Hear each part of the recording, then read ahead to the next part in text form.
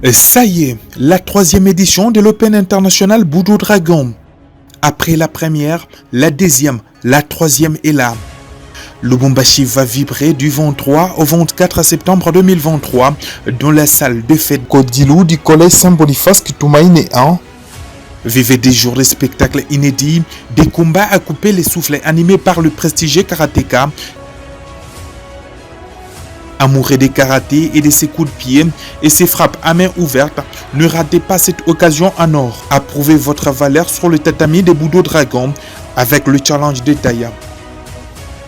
Obtenez dès à présent votre inscription à $10 pour les athlètes individuels et $50 américains par équipe. Open Budo Dragon, le plus grand événement de karaté dans le Haut-Katanga, à suivre du samedi 23 au dimanche 24 septembre 2023 dans la salle de fête Kodilou du collège Saint-Boniface Kitoumaïne 1 dans la commune Kamalondo, référence en face du stade Tout-Puissant Mazembe Englebert. Ensemble, célébrons le karaté louchois dans l'unité, la paix et le partage d'expériences. Pour plus de détails, faites les 099 070 30 68 ou encore le 085 38 37 777.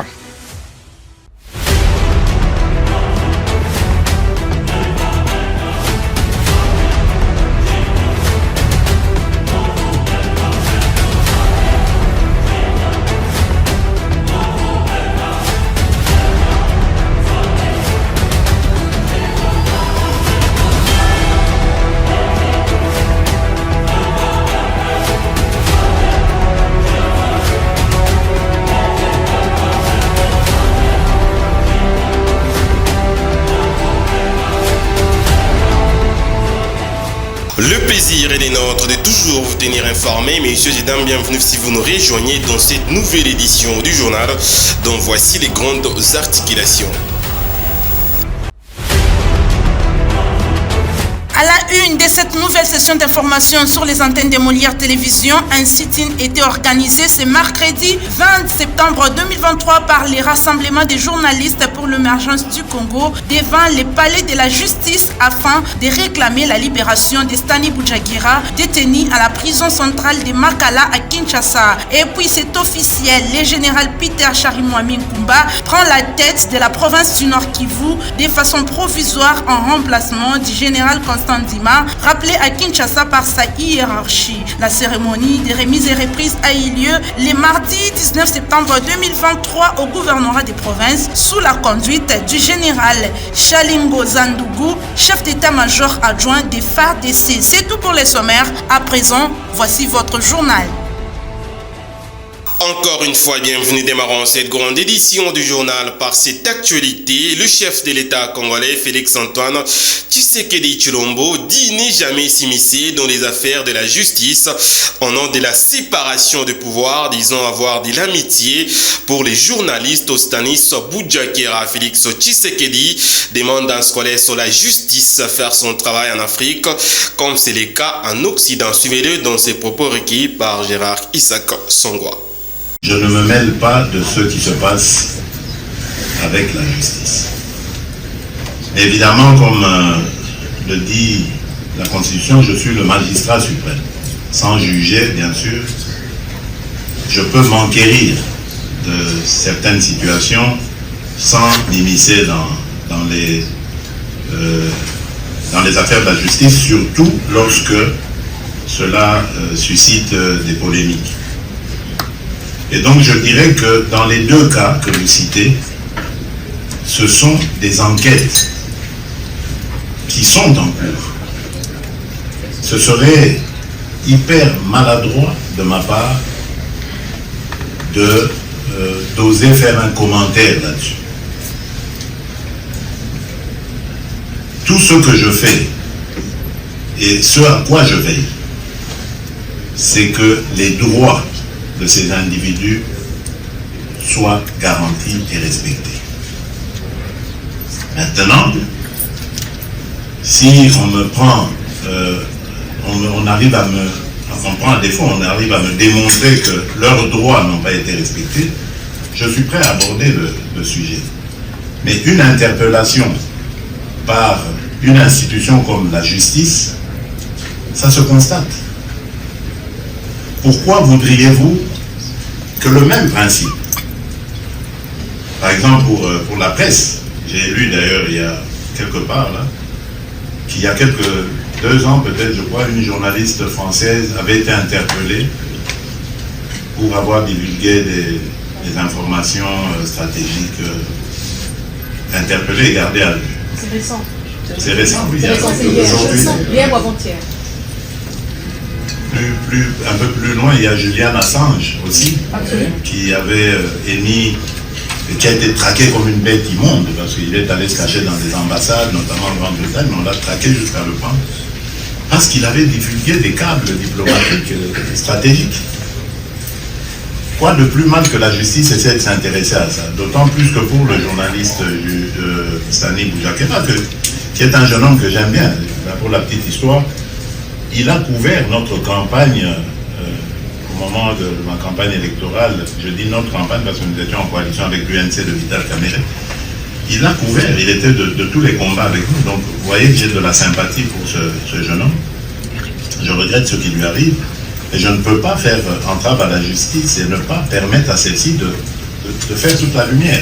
Le rassemblement des journalistes pour l'émergence du Congo, RAJEC en sigle, était en sit-in ce mercredi 20 septembre 2023 devant les palais de justice pour réclamer la libération du journaliste Stanis Boujakera détenu à la prison centrale de Makala à Kinshasa, capitale RD congolaise.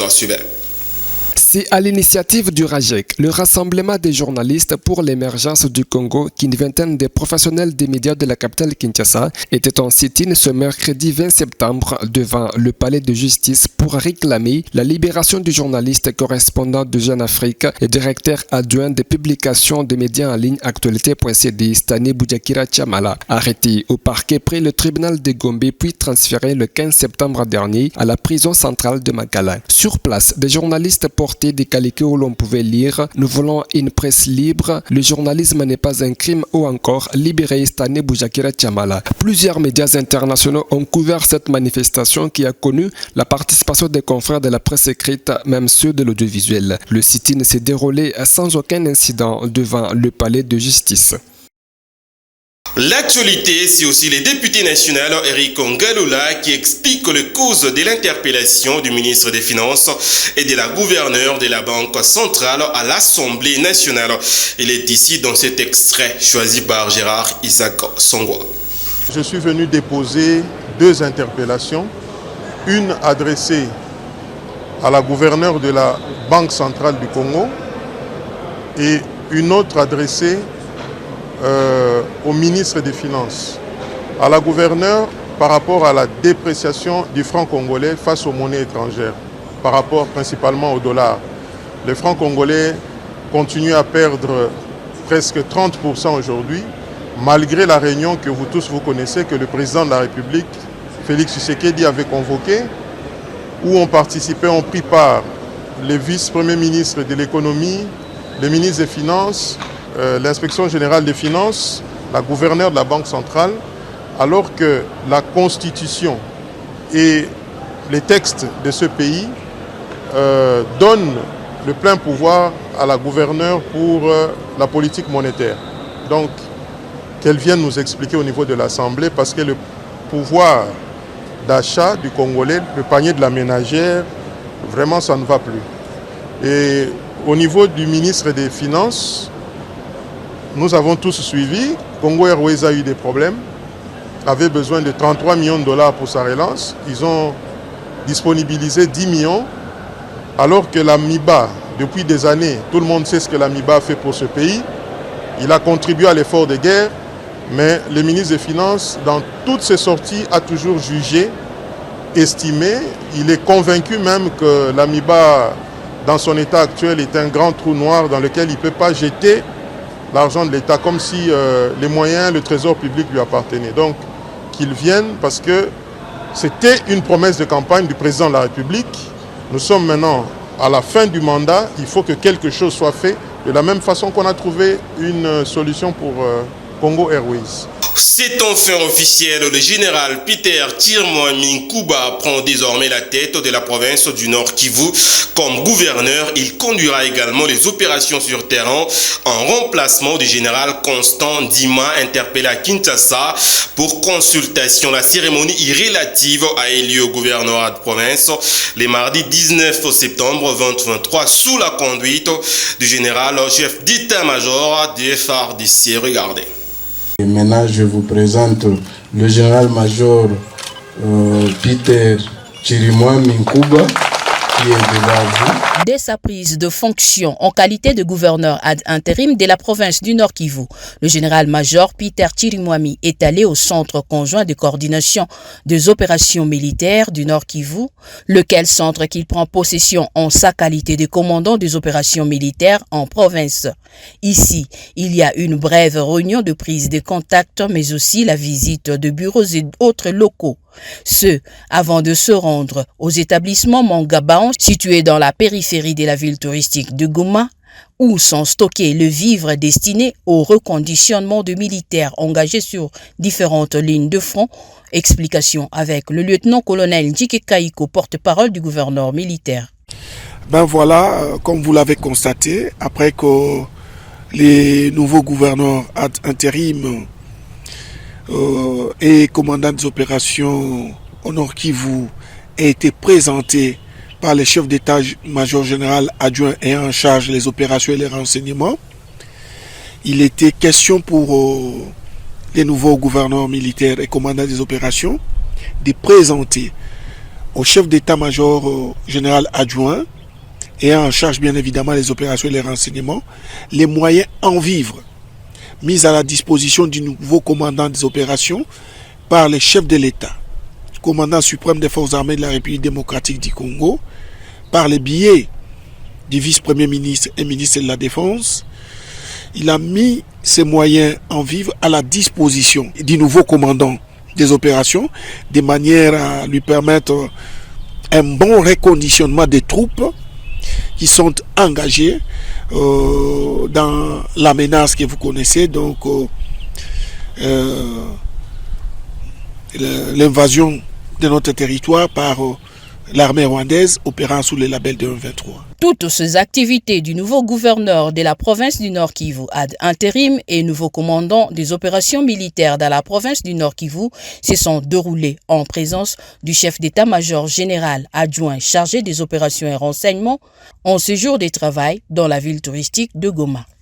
La gouverneure du Olomami Yumba Kalenga Isabelo a dépêché à Nyimbo, territoire de Bukama, une délégation conduite par les commissaires aux affaires sociales pour s'enquérir de l'état des blessés acheminés dans les structures de santé de la place. Suivez.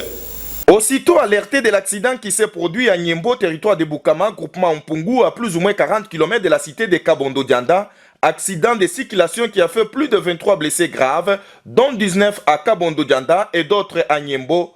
La gouverneure de province, honorable Dr Yumba Kalenga Mushimbi Isabel, n'a pas hésité de dépêcher en urgence le commissaire aux affaires humanitaires et sociales, Dr Ika Kompe, de se rassurer de l'état des blessés acheminés à cette structure sanitaire la nuit du samedi 16 septembre vers 1h du matin.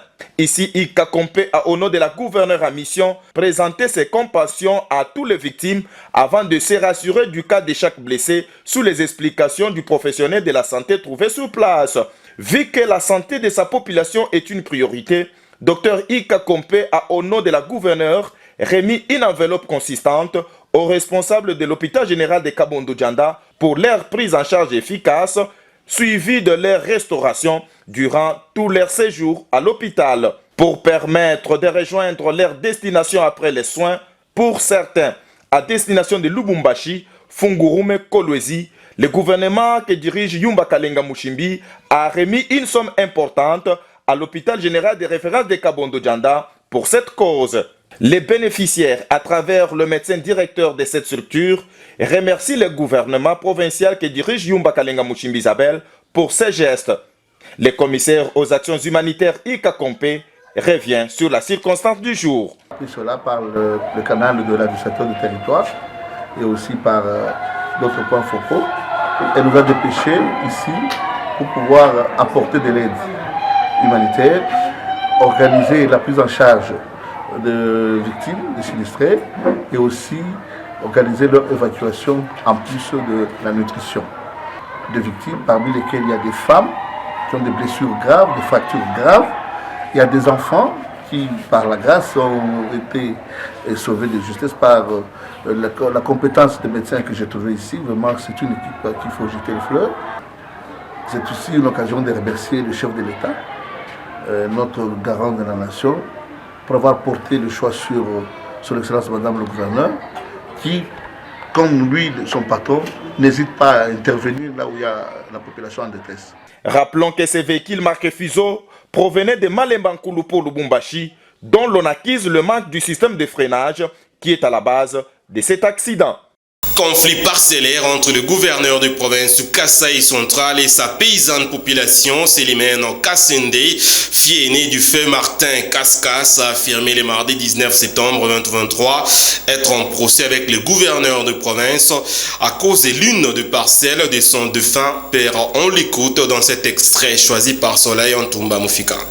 Que l'opinion retienne qu'il n'y a rien comme désordre dans la famille de Kassende. Je suis liquidatrice et je reste parce que je ne suis pas là par moi-même. La famille d'abord m'a mis liquidatrice et les lois m'ont mis aussi liquidatrice. Parce que je ne suis pas en dehors de la loi. En tout cas, c'est regrettable. Moi, je n'ai jamais vu, même à Kinshasa, de voir que vraiment une fille parmi tous les enfants qui dit que non, je suis venue pleurer mon père. Mais à ma grande surprise, je vois des policiers qui arrivent et même les gens de l'ANR qui arrivent avec une autorisation d'une haute hiérarchie. Et cette haute hiérarchie-là, maintenant je ne vais pas vous dénoncer, mais je vais vous dénoncer à Kinshasa, qui parvient à se mêler des problèmes des Kassende. Moi je me demande qu'est-ce qui se passe. Oui, il a mal acheté. C'est pour cela qu'il a peur. Comme il a mal acheté, moi j'ai demandé qu'on puisse se réunir autour d'une table. Je ne suis pas venu ici pour faire du mal à qui que ce soit. Et il ose demander, donner l'instruction à un général pour qu'on puisse ôter ma sécurité. Pendant que moi, j'ai demandé, j'ai payé à la DGRALD qu'on puisse me sécuriser moi. Et s'il m'arrivait un problème, cette autorité-là aura de sérieux problèmes. Vraiment, quand ils sont venus, d'abord ils ont dit que non, on a dit que vous créez des désordres. Moi je dis quel est le désordre? Heureusement, comme on était en ordre, parce que nous on respecte les lois du pays, on était en ordre, on avait tous les papiers, on leur a brandi les papiers. Comme quoi on est en ordre. Oh non, nous on nous a envoyé tout simplement par la haute hiérarchie en disant que bon voilà, vous devez cesser la manifestation. Pendant que je suis venu me plaire. Et quelle manifestation? C'était pas une manifestation politique. Hein? Je suis venu pleurer mon père. Et maintenant, vous venez m'interdire. Et eux-mêmes ils étaient surpris en ne sachant pas quelle mission on leur avait envoyée. Mais s'il m'arrivait quelque chose, cette autorité-là, je ne vais pas encore citer son nom ici. Cette autorité-là aura de sérieux problèmes. Et la preuve ici, je suis entouré des petits frères de Kassende Martin. J'ai à côté de moi Kapomo Sex. J'ai à côté de moi Mboui Kassende. J'ai à côté de moi Kankou Kassende. D'une province à une autre, la population de la ville de Bunia, province de l'Ituri, vient de bénéficier du 4e panneau de signalisation ce mercredi 20 septembre 2023 par la CNPR. Occasion pour les concepteurs du panneau d'appeler la jeunesse iturienne de quitter la brousse et de déposer les armes. Reportage au Thierry Bati Rafiki.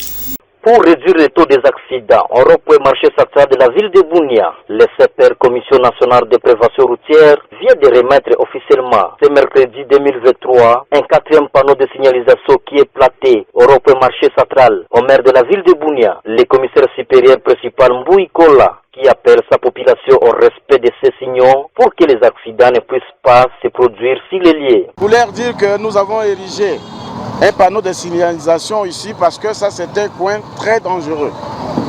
Et c'est pourquoi nous sommes venus ici dire à la population de faire beaucoup d'attention et de respecter ces panneaux de signalisation. Et les carrefours qui contiennent beaucoup d'entrées dans le marché central. C'est pourquoi quand ils vont voir que si ça s'allume rouge, il faut respecter. Si ça s'allume vert, il faut mettre le passage. Et si c'est la couleur jaune, c'est un petit temps qui est entre rouge et le vert. Ce projet de développement est salué par quelques habitants de la ville de Bunia. Nous invitons la population de Bunia de s'approprier ces projets et ça lutte contre l'accident de la circulation routière. Et surtout en cas de manifestation, nous appelons les manifestants de ne pas s'attaquer à l'édifice public qui est protégé par tout le monde. Ndio tunashukuru kwanza wakubwa ya province kwa kukumbuka kuweka pano de signalisation au niveau ya marché central kwa sababu tulikuwa na enregistre ka ya accident mingi au niveau ya marché central, na leo kama tunapata ile pano de signalisation tunajua itadiminue quand même baka ya accident au niveau ya marché central. Occasion pour l'ingénieur Djamba d'appeler la jeunesse iturienne de quitter la brousse et de déposer les armes, car l'État est venu pour le développement. Et aujourd'hui, c'est le deuxième panneau du gouvernement provincial qui est implanté ici au rond-point du Grand Marché. Alors pour nous, c'est une satisfaction et aussi pour contribuer au développement de la jeune province de l'Ituri. Pour la jeunesse iturienne, je leur lance le message d'encouragement. Le parcours est encore long, la vie est encore devant nous. Nous devons nous mettre au travail pourvu que nous puissions aussi apporter un de plus pour notre province de l'Ituri. Donc, laissons les affaires tribales, ce qui nous amène à la guerre. Notons que ce panneau est le quatrième après les panneaux de signalisation de Ropwe Picnic, Ropwe Kappa et Ropwe Tembe. Lancement le mardi 19 septembre 2023 à Lubumbashi dans le Haut-Katanga d'un atelier de projet Agir au Katanga et en pris part à ces assises les autorités congolaises et suédoises. Projet axé sur la qualité des services publics et de la participation à la prise des décisions pour les hommes et les femmes ainsi que certains groupes marginalisés suivants.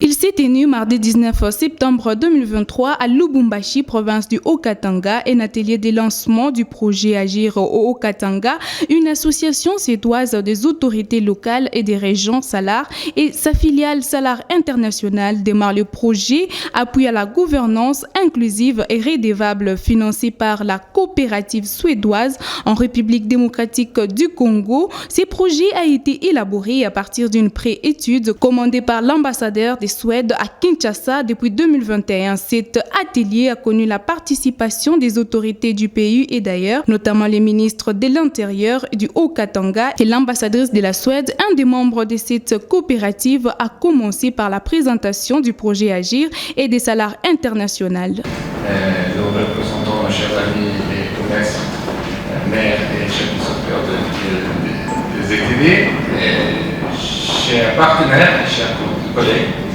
C'est un grand honneur pour nous de lancer ce projet. Et je vais tout d'abord dire seulement quelques mots pour nous représenter. Et nous sommes Charlotte, Tatiana et moi, les représentants de l'association suédoise des autorités locales et des régions. Et c'est une association avec une longue histoire de plus de 5 ans et c'est parce que en Suède on a eu la gouvernance locale depuis 1862. Suivi de la présentation du consortium Sénapad DDQ et de la signature des protocoles d'accord entre les parties prenantes.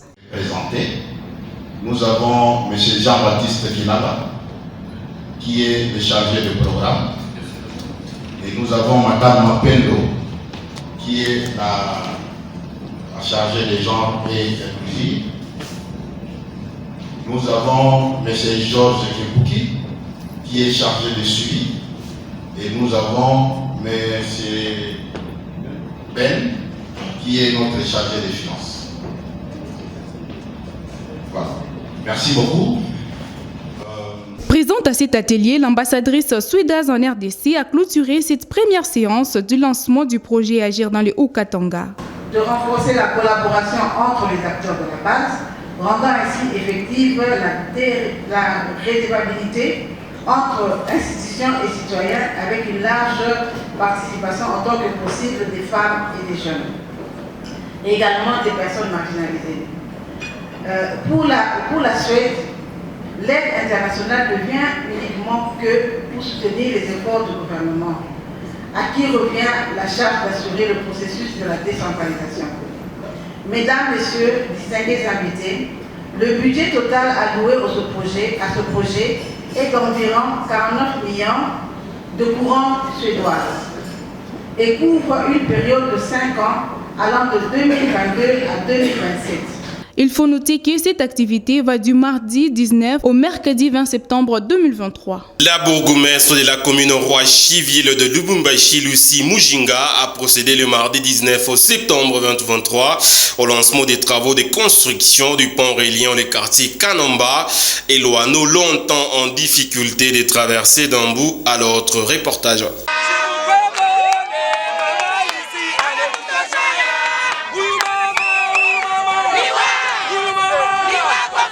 Cris de joie, chansons à la gloire de celle que l'on appelle affectueusement Mamou National, telle est l'ambiance qu'a vécu l'avant-midi de ce lundi 19 septembre 2023, jour du lancement des travaux de construction d'un pont de 60 tonnes pouvant relier le quartier Kanamba à celui de l'anneau 1. Ici, Madame Lucie Mujinga Mutanda, bourgmestre de la Roachi, a eu à communier avec sa population tout en leur expliquant l'importance de cet ouvrage, combien si bénéfique pour les habitants de ces coins de sa municipalité. Anasema batoto ya Loano 1 na Kanamba bana sufrir sana. Inanyesha aba bantu abajikomunike bakule abatembeye kushuka huko bauku abaenda kule. Anasema Mujinga wangu huko apya wone mateso ya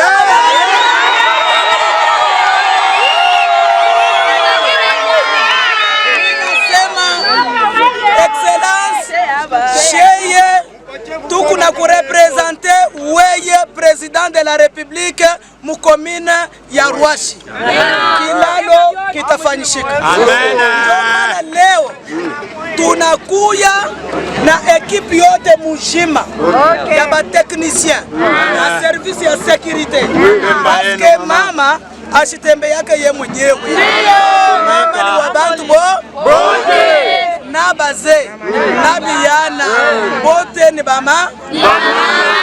Juste après, s'en est suivi l'étape de la pose de la première pierre de construction de ces ponts par les bourgmestres de la Roachi, Madame Lucie Mujinga Mutanda, en sa qualité de maître d'ouvrage. Donc, Fachi, béton armé, aina taya kayas, miya iyi, mwisho. Donc, leo, munjina, ya président de la République, Fachi Beto Mkwantombolo, tuko na yenga iyi pon, na pon itaisha munjina la Yesu. Yoi.